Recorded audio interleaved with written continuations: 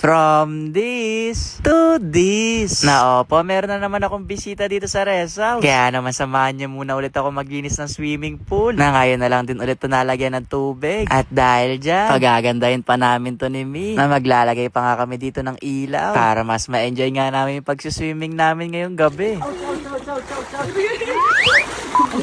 Ilang buwan na kang hindi nalilinis yung swimming pool natin dito. Na medyo matagal na natin itong hindi nagagamit mga guys. Kaya kung mapapansin nyo, medyo makalat. Ay, anong medyo makalat siya? What? Sobrang dumi. Naging kulay brown na rin pala yung tubig. Dala na din sa mga natuyong dahon. At saka na din sa buhangin. Na konti na lang siguro mga guys, magiging fish pad na itong swimming pool ko dito, no?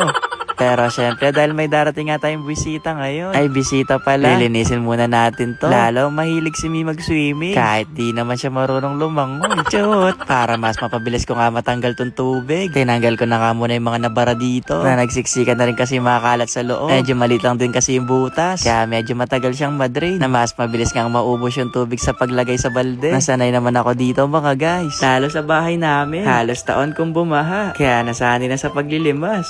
Na mabilis lang din pala natanggal yung tubig. Na heto nga lang isa pinakamahirap linisin minsan. Kasi itong mga kalat nga na to. Heto yung kailangan mo talagang siksikin para mawala. Na medyo dumami nga talaga yung kalat dito. Kasi sabi ko naman nga sa inyo mga guys, madalang na lang din namin to kung gamitin. Pero alam nyo, nung una-una tong swimming pool, halos once a week yata kami nagsiswimming. Syempre, first time magka-swimming pool noon. Nung nagkasunod-sunod, lumaki yung bill ng tubig. Kaya ayun, na-stop ang pagsiswimming. Chot! Pero seryoso mga guys, marami talaga yung kakailanganin na tubig bago nga tumapuno. Na nagpatulong na ako dyan kay ate. Kasi di nakakain ng powers ko. Nasayang nga daw mga guys, di niya hanap yung takong niya.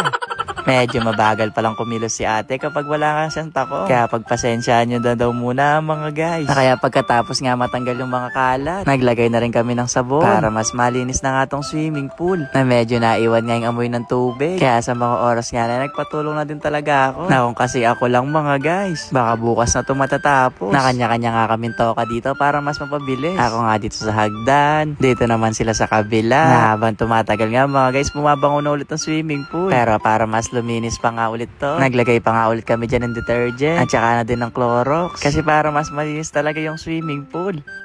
Nainintay muna nga namin dito ng ilang minuto. Binabad muna bago nga buhusan ulit ng tubig. Na habang hinihintay nga yun mga guys, shoutout muna si Miss Smiley. Na di na nga niya daw makaantay tong swimming pool. Kasi sabi ko sa kanya bukas na ito matatapos. Lalo medyo matagal nga magpapuno ng tubig. Kaya ipa-fast forward ko na siguro to mga guys ha. Inabot na rin pala kami ng gabi sa paglilinis. Kaya hihintayin na lang yan natin mga guys. Ay ang pagpapapuno nga ng tubig.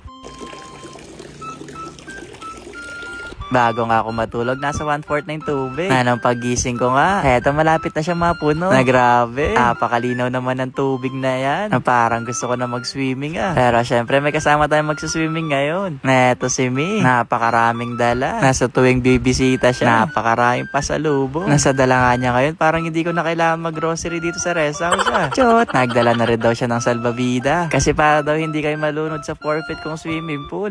Na di pa nga kami nakakapag-swimming. May mga nalaglag na daon dito. Kaya naman sabi ko dyan kay Mi, tulungan niya muna ulit ako maglinis. Kasi para magkaroon siya ng ambag dito sa swimming pool. At nung kinagabihan na nga, nilabas na nga rin namin ito nabili naming phone. Kasi heto nga'y magpapalutang sa mga nabili naming ilaw. Na yan, para lang siyang maliit na donut. Na ilalagay mo lang yung ilaw sa gitna. Na para rin siyang kandila oh. Kaya sa mga oras nga na yan, nag-wish na rin kami ni Mi.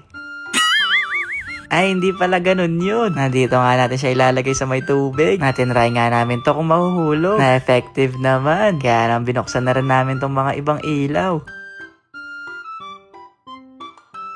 Ang ganda nga tignan kapag nabuksan nga lahat ng ilaw. Ngayon nga lang mga guys, mukhang kulang tong nabili namin. Pero ang cute nito. Parang pwede ka rin mag-wish dito mga guys. Na kung pagmamasdan mo na ito sa personal, mukha siyang totoong kandila. Parang manunod yata ako dito.